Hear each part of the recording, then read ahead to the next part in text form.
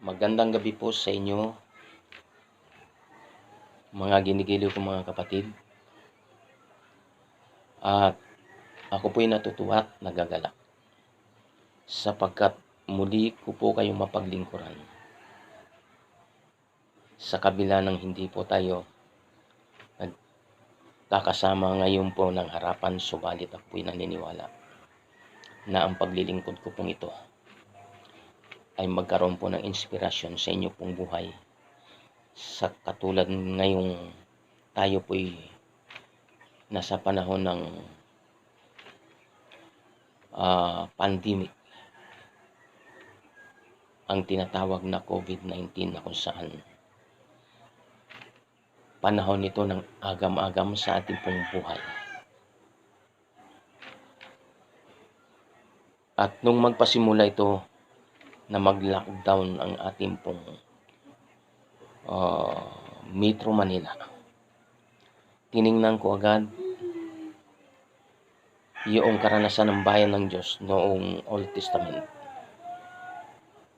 At ang aking pong nakita ron na nagpapalakas sa aking pong paniniwala at pagtitiwala sa ating pong Panginoon, yung Exodo chapter 11. At habang tayo po ay nagpapatuloy na nanatili sa ating mga kanya-kanyang tahanan, ay muli ko pong pinag-aralan ang karanasan ng bayan ng Diyos. Ito'y natagpuan ko dito po sa Ikalawang Hari. Ang kapitulo po nito ay 6 at kapitulo 7. At dito ko nakita na mayroon ding karanasan ng bayan ng Diyos na halos katulad nito. Nagkaroon sila ng kagutom doon sa kanilang lugar sapagkat sinakop sila ng bansang Syria. At nagkampo sa labas ng kuta ng Israel yung bansang mga sundalong Syriano, at hindi sila makakalabas doon po sa kanilang kuta, maliban doon na lamang sila sa loob na kanilang kinalalagyan. Kaya sumapit sa puntong yon na mayroong napakalaking kagutom doon sa loob ng kanila pong kuta, sapagkat hindi makalabas-pasok ang kanila pong mga kalakal. Kaya ang kagutom ay umabot sa hanggang dumating sa punto na mayroon lang mga bayan ng Diyos na ang kanilang mga anak ay napasyahan na nilang ito'y kanilang kainin. Ang wika doon po sa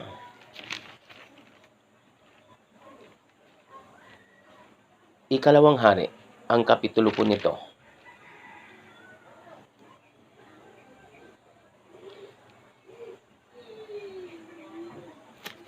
Ikalawang Hari, kapitulo 6,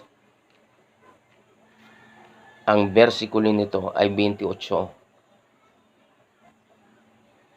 hanggang 29. Ang wika rito, ngunit tinanong siya ng hari, "Ano ang iyong daing?" Siya'y sumagot, "Sinabi ng babaeng ito sa akin, ibigay mo ang iyong anak, kakainin natin siya ngayon, at kakainin natin ang anak ko bukas. Kaya't niluto namin ang anak ko at kinain namin siya ng sumunod na araw. Sinabi ko sa kanya, ibigay mo ang iyong anak upang makain natin siya. Ngunit kanyang ikinubli ang kanyang anak." Alam ko naman, mga ginigiliw ko mga kapatid, na hindi mangyayari sa atin to, sapagkat sa panahong ito ay suportado ng gobyerno, bagamat ito po ay kulang. Subalit mayroong dumarating na suporta na ating pong mga kain. Subalit yung karanasan ng bayan ng Diyos noon ay totoong napakahirap sapagkat wala na silang makain. At ang kanilang mga anak ay napagpasyahan na nila na ito'y kanilang kanin. Ito yung karanasan ng bayan ng Diyos noong Old Testament. Ngayon, sa puntong iyon, marahil yung bayan ng Diyos noon ay napakaraming isipan kung anong paraan ang kanilang gagawin upang sila po'y makasurvive doon sa kanilang kalagayan. Subalit maging yung hari, wala nang magawa. Malibang siya'y magpalakad-lakad na lamang doon sa loob, doon po sa itaas ng pader ng kuta. Marahil ang haring ito ay iniisip niya, ano kaya ang mangyayari sa amin bukas, ngayon, bukas, at sa darating pa. Marahil ang ating pong kalagayan, yung kanilang kalagayan noon, ay magiging kalagayan din natin ngayon. At iyon din ang ating pong magiging isipan sa panahong ito. Subalit, ako po'y naniniwala ang ilan sa atin ay nagpapatuloy na lumapit, dumalangin sa ating pong Panginoon. Sa puntong yon, mayroon pong 4 na mga Israelita, subalit sila po ay mayroong sakit. Mayroon po silang karamdaman. Ang karamdaman po nilang ito ay tinagurian noon na wala itong solusyon, walang lunas. Kaya naman, sila po ay ibinukod ng kanilang lugar na kanila pong tirahan, sapagkat ang kanila pong karamdamang ito ay nakakahawa ayon sa kanilang paniniwala. Ngayon, ang 4 na kitunging ito ay alam ko rin na mayroon po silang Diyos sapagkat sila po yung mga Israelita. Subalit, tinamaan ng sakit. Ano po? Tinamaan po sila ng sakit. Ngayon, sa atin pong kapanahunan, garantiya po ba na tayo'y mga anak ng Diyos ay hindi tayo tatamaan ng karamdaman, lalong-lalo na sa ating pong hinaharap na kalagayan sa COVID-19. Ngayon, ang 4 na kitunging ito ay nagpasya. Wala silang makain. Kung yung bayan ng Diyos sa loob ng kuta, walang makain, sila pa kaya? Sinong magpapakain sa kanila? Sila'y nag-usap at nagpasya. Yung kanilang pagpapasya ay meron silang tatlong bagay na pagpipilian. Ang kanilang pagpipilian ay totoong napakahirap sapagkat ang 3 pagpipiliang iyon ay halos isa lamang ang pupuntahan nila. Ang kanilang pupuntahan ay parehong kamatayan. Ito po'y nakatala sa Kapitulo 7 ng 2 Hari. Ang talata nito ay sa 3. Ang sabi rito, noon ay mayroong 4 na kitungin sa pasukan ng pintuang bayan. At kanilang sinabi sa isa't isa, bakit naupo tayo rito hanggang sa tayo'y mamatay? Kung ating sasabihin, pumasok tayo sa lungsod, ang taggutom ay nasa lungsod at mamamatay tayo roon. At kung tayo'y uupo rito, tayo'y mamamatay rin. Kaya tayo na, pumunta tayo sa kampo ng mga taga-Syria. Kung ililigtas nila ang ating buhay, tayo'y mabubuhay. At kung tayo'y papatayin nila, talagang tayo'y mamamatay. Ito ngayon mga kapatid, ang kanila pong pagpipilian. At tayo po mga anak ng Diyos ay mayroon din pagpipilian, lalong-lalo na sa panahon ngayon. Ngayon, ang wika ng talata, kung tayo'y titigil dito sa ating lugar na kinalalagyan, wala tayong makakain. Kung yung kanilang mga kababayan dun sa loob ng kuta, walang makain, sila pa kaya? Kung mananatili silang nakaupo doon at hindi gagawa ng paraan, sila'y mamamatay.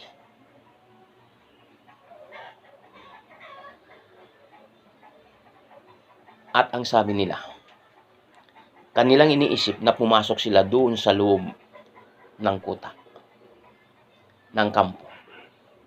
Ang sabi nila, kung tayo'y pumunta roon at pumasok, mamamatay din tayo.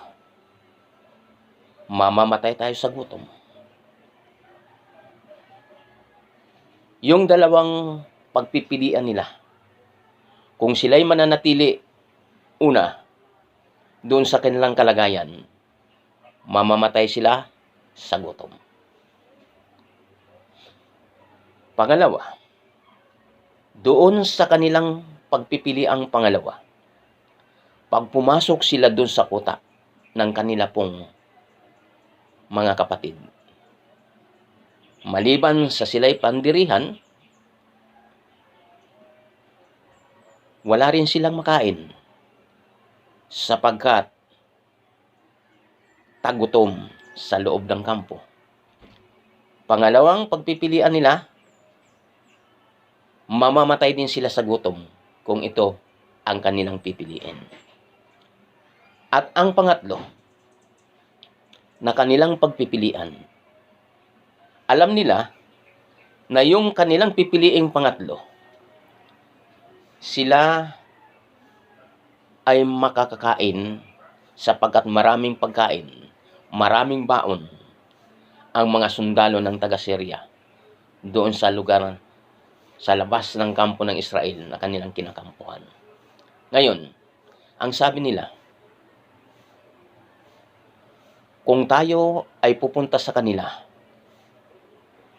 at kanilang papatayin, mamamatay tayo. Ibig sabihin, yung kanilang tatlong pagpipiliang ito, walang choice. Kundi, ang kanilang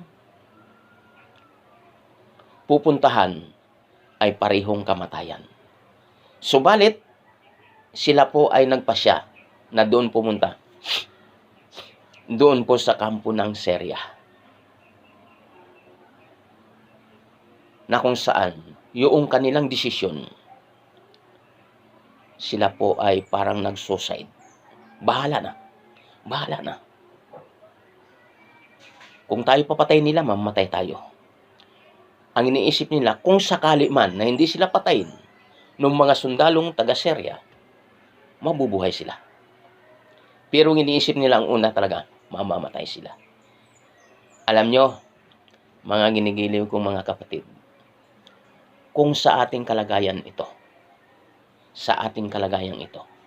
yung pagpipilian na tatlong ito, ano kaya ang ating pipiliin? Po? Mga ginigiliw kong mga kapatid, narito na po. Pagdating ng pagtakip silim, ang 4 na kitungin ito ay dahan-dahan at unti-unting naglakad papunta ron sa mga tuldat kampo ng mga sundalong Seryano. At pagdating nila, mga kapatid, nakita nila walang tao doon po sa kampo nila, sa kampo ng mga Seryanong sundalo. Walang tao.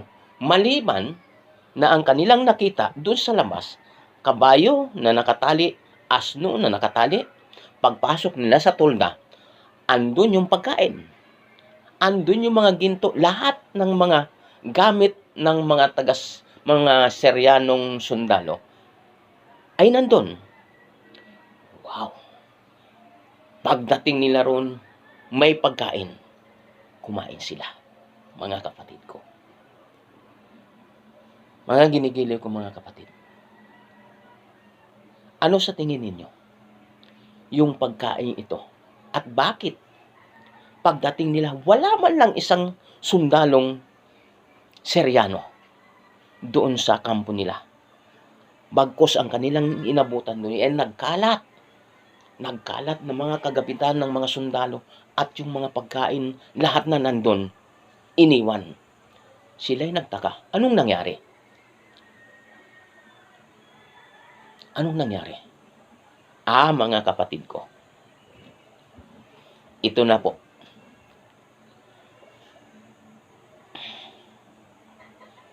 Mayroon palang ginawa ang Diyos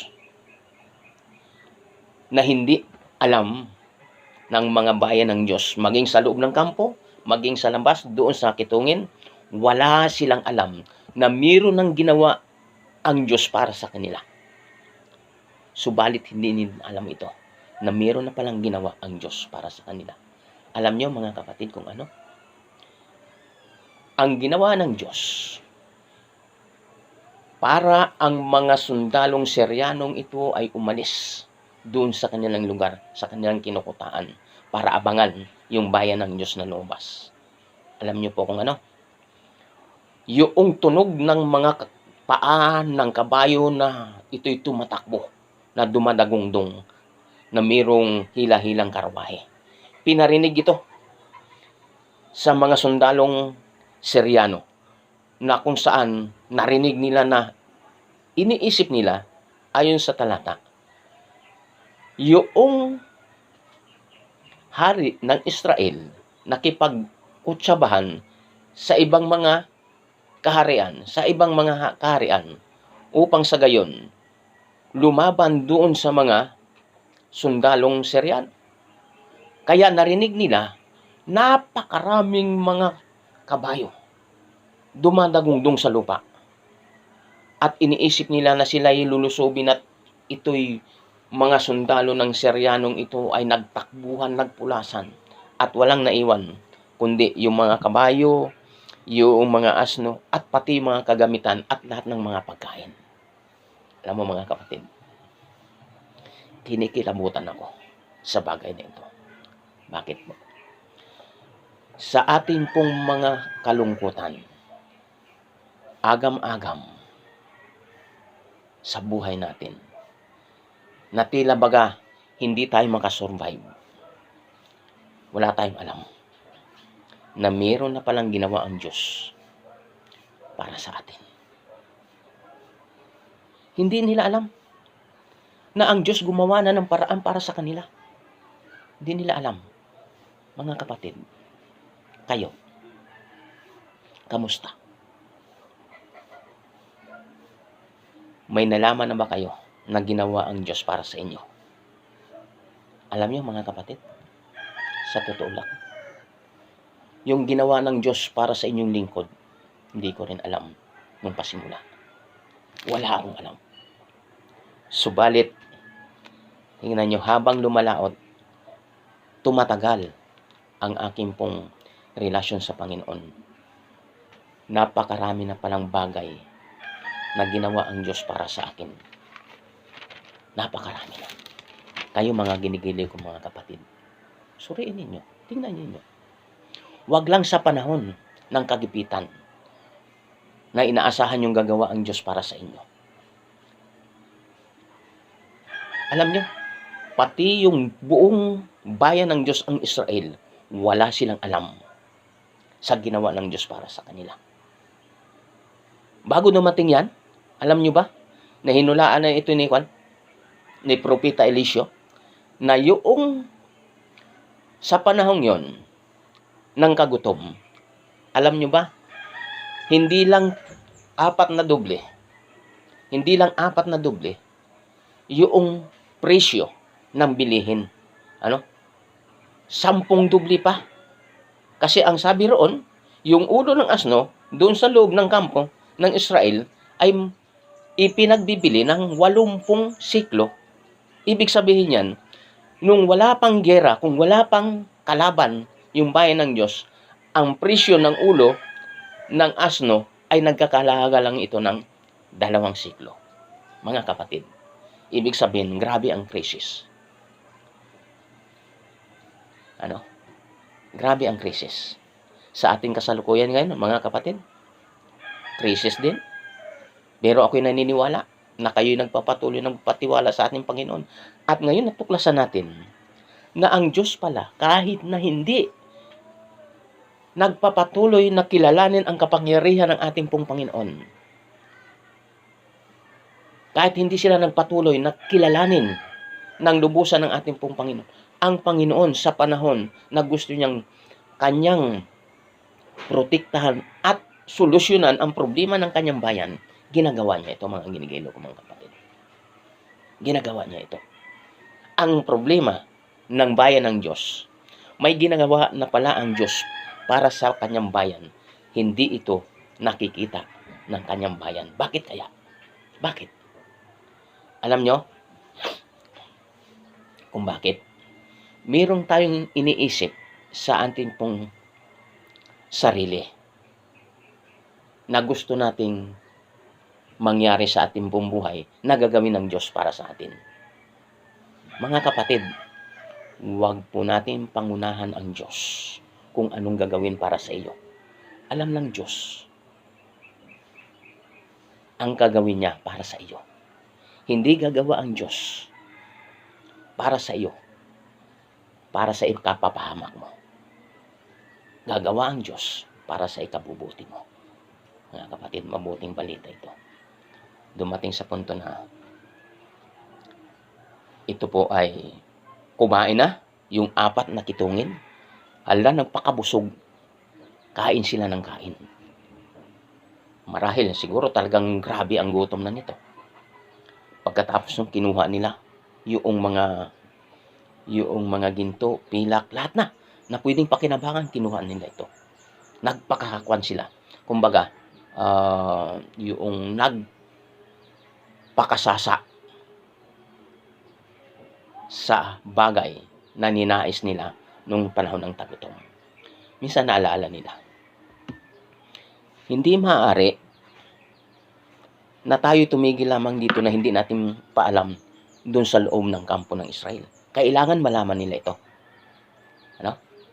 Mga kapatid, ibig sabihin niya, sa panahon ng kagipitan, kung mayroon po tayong kaluwagan, kailangan din pala ito mabigyan, mabahaginan yung ating pong mga, wag lang kapatiran, yung ating pong mga kapitbahay.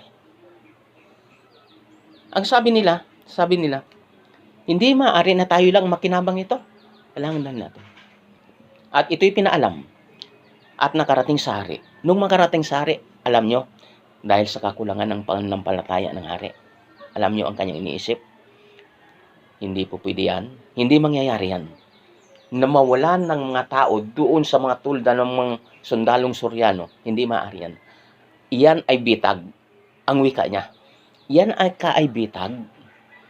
Ang gagawin nila, sila'y nandun sa gubat. Ang ginawa nila, nandun sila sa gubat. Iniiwan na lang nila yung kanilang mga kagamitan doon sa kanilang tulda. Pagkatapos nun, inaantay lang tayo na lumabas. At paglabas natin, saka tayo huhulihin. Pero yan. Ganyan po kaampaw, ganyan po kahina ang pananampalataya ng hari ng Israel noon. Mga kapatid, kamusta tayo? Ano ba yung iniisip natin sa panahong ito? At nung mapatunayan, nagsugo siya ng mga tauhan, mga sundalo, tingnan mo maigi kung talagang totoong sinasabi ng apat na kitungin to. Alam nyo, doon na to patunayan na ito palang nangyaring ito ay totoong nangyari. At totoo naman talaga na nagtakbuhan yung mga sundalong Syriano sapagkat kanyang pinatingnan lahat yung mga daanan at nakita niya na nagkalat lahat yung mga kagamitan habang tumatakbo. Ibig sabihin niyan, takot na takot yung mga sundalong Syriano, mga kapatid. Ngayon, ang atin po bang pananampalataya ay katulad nito ng hari ng Israel na hindi sila niniwala. Ngayon, tingnan po natin yung karakter ng apat na kitungin. Hindi ko alam kung ito talaga ay kaya na lang nila sinabi ito doon sa loob sapagkat sila po ay nagsawa na. Ako'y naniniwala na ito'y karakter talaga ng apat na ito. Kailangan ito ay mag-share ng blessing na mula sa Panginoon. At dumating sa puntong yon, nung kanilang kinuhanan lahat, yung mga kagamitan ng mga sundalong Syriano ay ang bilihin noon biglang bagsak. Biglang bagsak? Ibig sabihin yan, tama yung hinula. Sakto ang hinula ni Propeta Eliseo. Ngayon pong gabi, mga kapatid. Uulitin ko po. Kung iniisip ninyo na ang Diyos ay walang ginawa para sa inyo, nagkakamali po kayo. Katulad din po tayo ng bayan ng Diyos noong kapanahonan ng bansang Israel. Kung iniisip ninyo sa panahon ito ng kagipitan, sa panahon ng agam-agam at kalungkutan, kagutom, iniisip natin na ang Diyos ay walang ginawa para sa atin, nagkakamali tayo. Ang Diyos ay mayroon siyang gagawin sa kanyang bayan, mga kapatid ko. Huwag mo lamang hanapin yung iniisip mong ibigay ng Diyos para sa inyo. Ang nagbibigay ang Diyos para sa ikabubuti mo. Hindi niya ibibigay yung iniisip mo sapagkat hindi yan ikabubuti ng kanyang bayan. Ngayon pong gabi, tayo po ngayon ay magdadalawang buwan na lockdown. Alam niyo mga kapatid, ako'y nasasabik na rin na kayo makita ko ng mukhaan. Subalit, ano pa man, wala tayong magawa. Hindi pwedeng dumalaw. Baka ako'y mahuli. Sabi nga ni Sister Melanie, ay baka ako'y mapukpok ng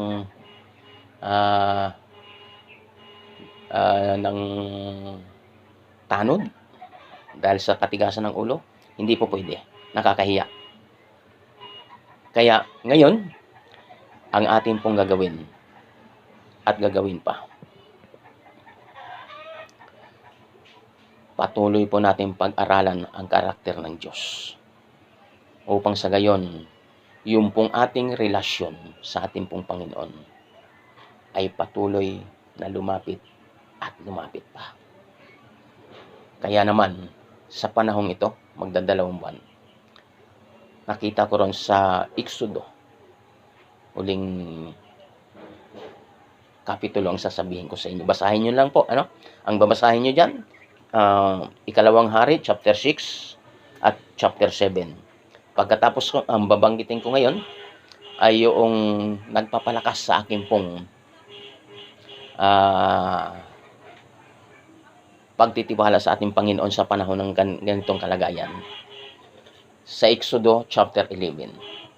Mayroon pong instruction ang ating pong Panginoon na sinabi kay Moises na ito yung gagawin ng bayan ng Diyos. Panahon ito ng panahon ito ng salot. Noon, panahon ito ng salot. Pero mga kapatid, ang instruction kailangan sundin. Kapag hindi mo sinunod ang instruction na mula sa Diyos na ito'y sinabi kay Moises, mapapahama ka. Sa ating kasalukuyan, panahon ng COVID-19, kapag hindi mo sinunod ang instruction ng gobyerno, mapapahamak din tayo. Nilabag natin ang instruction ng ating gobyerno, nilabag din natin ang batas ng ating pong Panginoon. Mga kapatid, sa gabi pong ito, ako po'y naniniwala na ang mensaheng ito ay buong distrito. Pero mga kapatid, sa totoo lang, ako po'y naninibago. Hindi ko kayo nakita ng mukhaan, ganun pa man. Ako po'y nagtiyaga at ako po ay naglaan ng oras upang ito po ay bigay sa inyo ang mensahe sa gabing ito. Pagpalain po tayo, mga ginigili kong mga kapatid. Magpalakasan tayo sa isa't isa. Alam ko po na ang Panginoon ay napakalapit ng dumating.